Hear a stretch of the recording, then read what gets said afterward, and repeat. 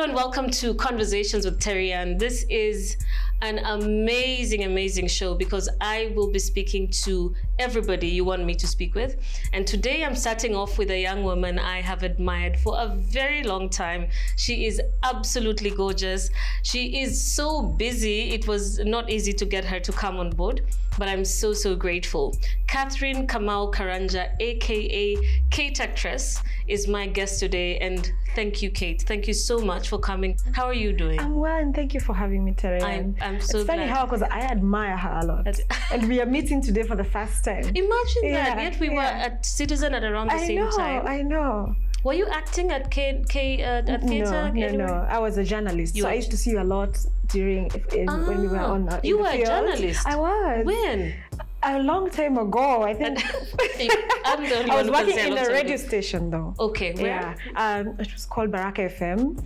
Oh, I know. Yeah. So yeah. Okay. Yeah. So I started out as a journalist. Okay. Yeah. Wow. This is way before Mother-in-Law. Way before Mother-in-Law. Okay. So before we get into all of that, I mean, when I try to read about you, the earliest I've seen is Uganda when you were in college. But I want to find out before that, you know, where did you grow up? What was your childhood like? What are some of the earliest memories of your childhood that you remember? Okay.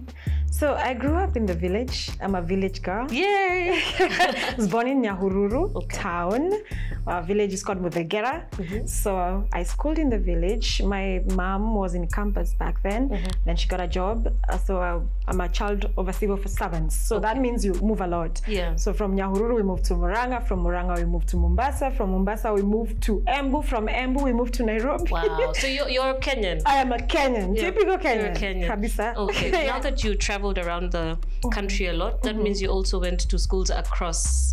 Yes, across five schools. Five primary schools. Then went to Chogoria Girls High School in Meru. And then I didn't finish. I think I've told the story. Yeah. And then joined Loreto Convent Songari. Okay. Yeah. And then after that, your mom took a loan of 400,000 and shipped you off to Uganda. Yes. What did you study? Where did you go? You know, what college were you in Uganda? I was supposed to go take mass communication. Yeah. At Kampala International University, which I did not. Oh, you didn't start? I started for like 3 months. You have to do like an access course because they have their own system there. So I just did the access course and then I was accessed. I got pregnant. At 19? At 19. How was that like though? I don't even understand what was going on. Did you, you know, I know this is probably a question that, you know, I'm like, did it cross your mind that what if I get pregnant? No, it didn't. It didn't. It didn't because I grew up in a very strict home. Yeah. And you know, you think it can't happen to you, and then you have this freedom and you don't know what to do with it. Yeah. And then there are boys, and I don't understand how, I mean, in school you're taught about, you know, contraceptives, but it doesn't occur to you because, you know, they're considered like you shouldn't do that. Yeah. So I went to the chemist like a month later and I was like, I want an after pill. A month after? You are 4 months pregnant. Oh my goodness. I had no idea. Yeah. Yeah. Okay. And that has given me so much. So all that happened. Yeah. And then how we got to see you was on Mother-in-Law at Citizen TV. And we're like, who's this girl? Yeah. So how was the transition? How did you get into acting? And I know you mentioned that you were, you know, in praise and worship as a child, acting in Sunday school. So how was the transition now into more commercial acting, so to speak? Okay, so what happened is at this point I'm at my lowest, right? I'm heartbroken, I'm a mom, life has changed. My cousin at the time, her name is Jackie, got a role in Mother-in-Law. So they wanted an extra, a girl who can dance, and I used to be a very good dancer back in high school. So she told me, my name is Wajo, kuna roll, come dance ka extra. So I went. And I danced so hard, Terryanne. I was supposed to be paid a G, I was paid 5 Gs. Whoa. My producer, Catherine Kamau. Yes. She said, msichana amedance, mupatie 5,000. I was given 5,000, that was a lot of money back then. Was that your first salary ever? Yes. But you know what? Just me being on set and seeing people do what I wanted to do was everything. So the scriptwriter Naomi Kamau decided to give me a small role. She was like, I think there's something about this girl. Let me try her. So she gave me a role where I wasn't even supposed to speak. I was just like a secretary. I typed so hard. I was given lines. Wow. I wasn't going to let this chance go. Yeah. And that's how Selena grew. Then I started getting lines. Yeah. Then she gave me a full script. And by the time I left the show, like I was You were an absolute star. I was. I mean, your star is just rising because you're doing new things every day. Yes, I am. So from mother-in-law to to where you are now, how has that journey been? Because you've transitioned quite a bit. From acting, you're doing influencer roles. You're a brand ambassador for for products that we've seen as well.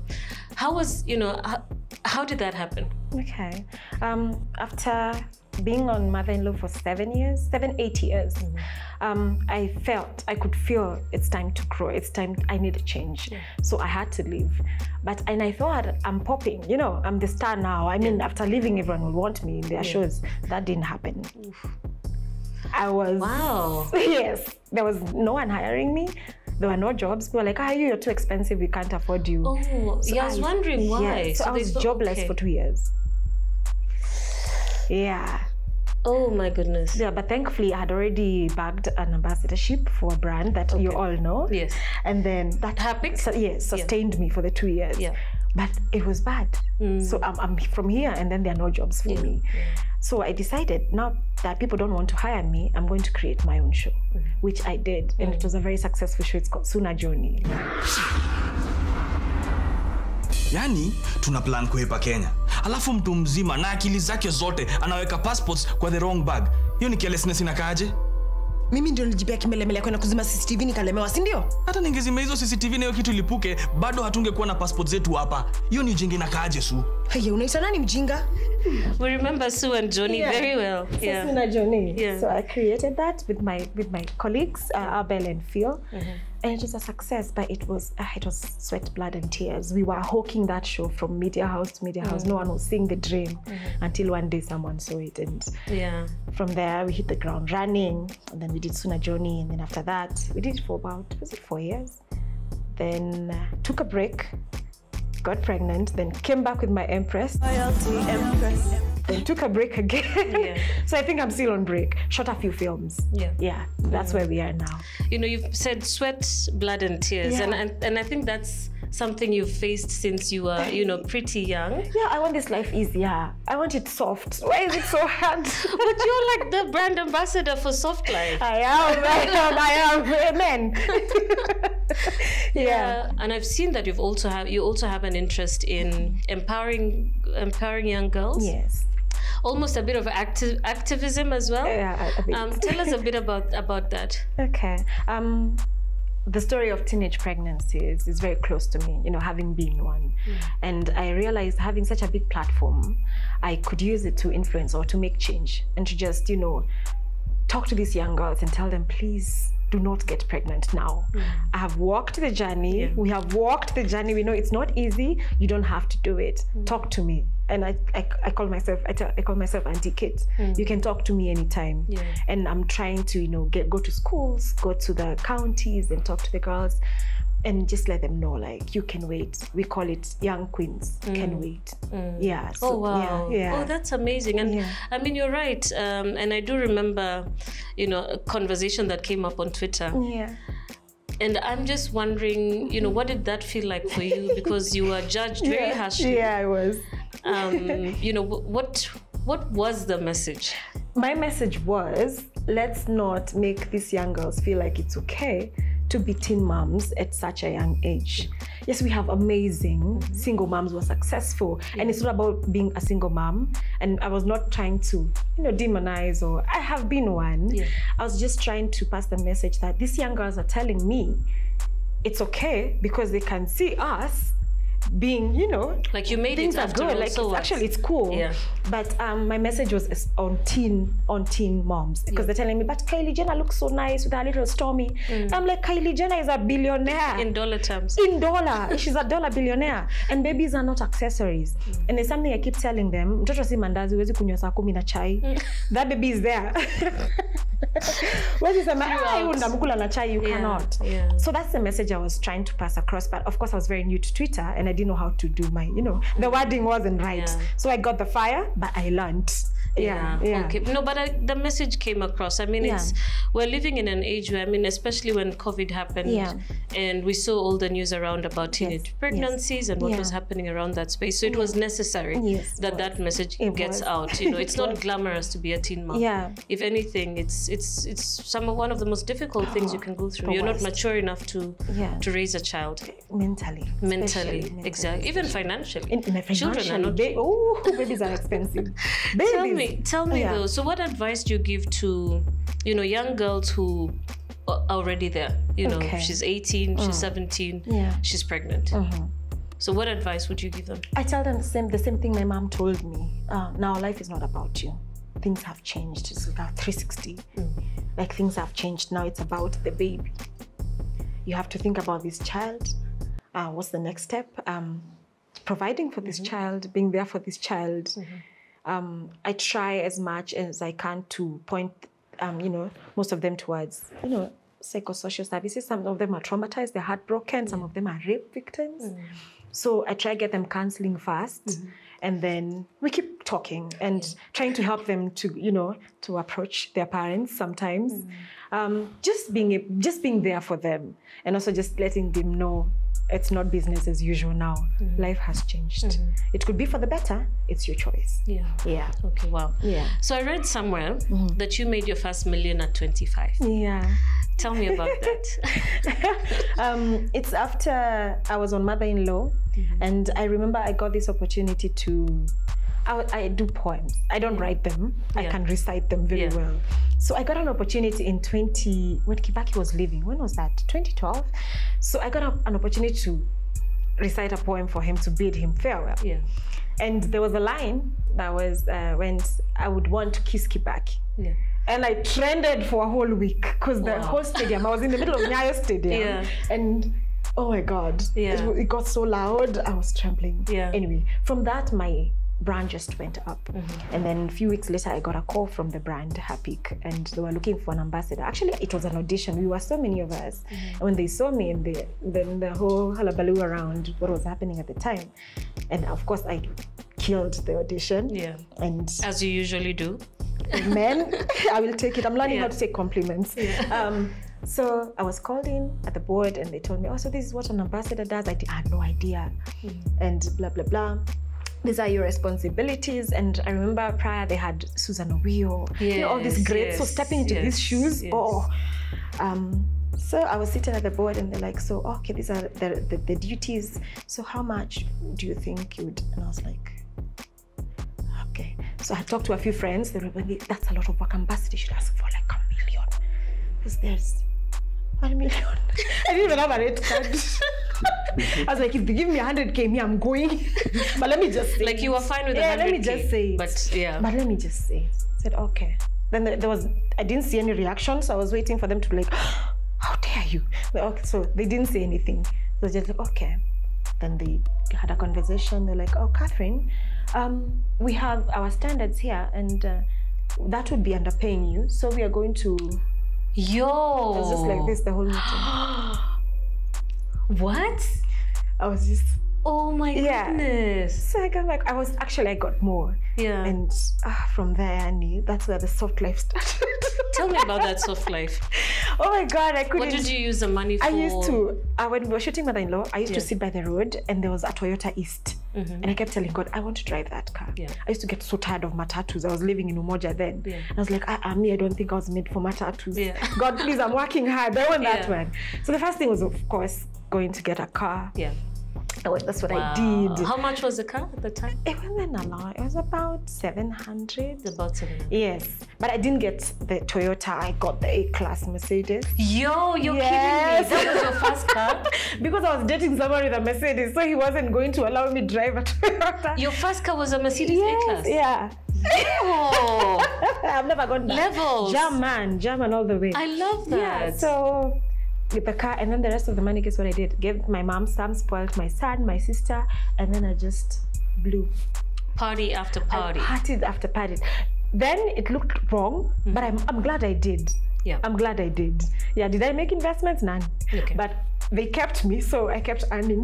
But it was your first. It was your first deal, and I think you should actually enjoy so I felt like I wanted to spoil everyone who was nice to me, you know, which I did. Nice. Yeah. Which I did. And it was also that you said somewhere it was 50. They give you 50%. First. So at least I balled with the 50%. And then I was very careful with the rest. Now I was toning down. Okay. That's amazing. Yeah. So how do you get to work with brands? You know, and I'm asking this because I see a lot of questions on, you know, my social media. Yeah. You know, young ladies asking or young men asking, how do you get, you know, how do you become an influencer? How do you become a brand ambassador? First and foremost, you have to find your niche. You have to know your market. You have to understand your audience. Who are these people who are following you? What are your demographics looking like? Because you might be creating content for the wrong people. You know, ujue watu wenye unatengenezea content. You have to, and then the kind of content you're putting out has to be high quality for you to attract big brands. You know, huwezi shoot na tusimu kuna giza tukuoni. You have to invest in your content for you to stand out and then keep up with the latest trends. You've seen me struggling with TikTok. Yes, and your TikTok has been amazing. You know, I'm growing because I discovered I can't ignore it. Unfortunately, that's where my audience went to. So I have to kind of follow them. It's amazing how, you know, dynamic your brand is. You know, you're an actress, you're a comedian, and you can sing. Yeah. How did that happen? Like I told you, I used to do praise and worship in you know, way back when I was a little girl. But then, you know, those were Kikuyu songs. Yeah. And growing up, I've always wanted to sing, but I didn't have a good voice. Or rather, what do you mean? I didn't think. Let me tell you why I say that. Because I was so confident. I've always been so overconfident. Sometimes it's my undoing. So I went for this karaoke, and I was the first singer. Oh my God, I was so pathetic. I won the worst singer of the night. No, I swear. Nice Givenchy. You remember? Yeah, I did. I remember Nice used to do. Yes, I was the worst singer. So that really hit my ego. So I was like, you know what? I'm going to train. Say, see me now. You will see me. From there, I was winning every night. Oh, you just picked the wrong song. I think it was the wrong song. Because Ndoa is beautiful. Yeah. So after that, I even became a karaoke host. Oh. For like 3 years. Okay. So I was able to, like, you know, you perfected my voice. Yes. Yeah. So now I think I can hold a note. You can. Yes. So that's how Ndoa came to be. How? What was the conversation? Because I remember, I think you said your friends dared you to do it? No, what happened is I was going through a rough time. It was the beginning of this year. I was like not myself. I was not in a good state mentally. You know, sometimes I have anxiety. So when things are not going my way, I just panic and just go into a dark place. But people wouldn't notice. I know I'm an actress. So I was just sitting in the house this day, and then I get a call from Mr. Sid. It's like, hi Kate, hi. Mambo, and I was like, I'm good. Kuna kitu nataka tufanye pamoja, and I'm like, oh gosh, not a vixen. Nothing against vixens, but people just assume because I'm an actress, I'll just be on board. Kuna hii wimbo nataka tufanye na wewe, nikamza collabo, umejua kwa nini unataka kufanya na mimi? I'm not just kana mimi uko ukiimba Instagram once in a while, so unaweza kama try. And I said, no, like, you know what? Let me just go. Yeah. And I went to the studio and I left the studio feeling so good. And that's how Ndoa came to be.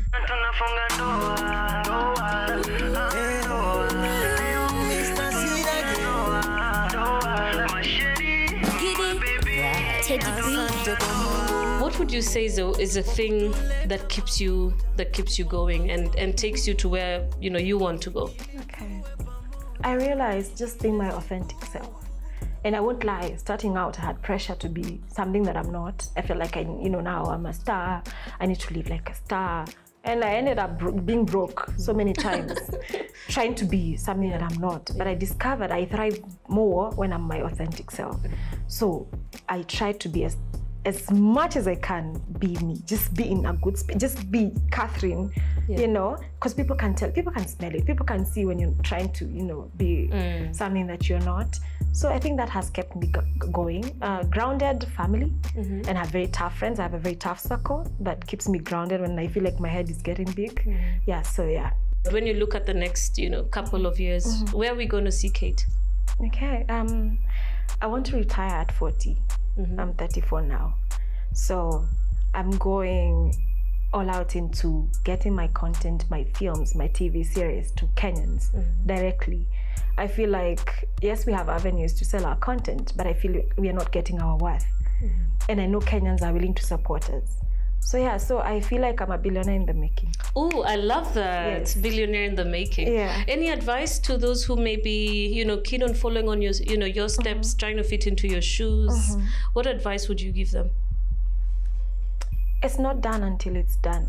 And the fact that you're still here means you're worth it.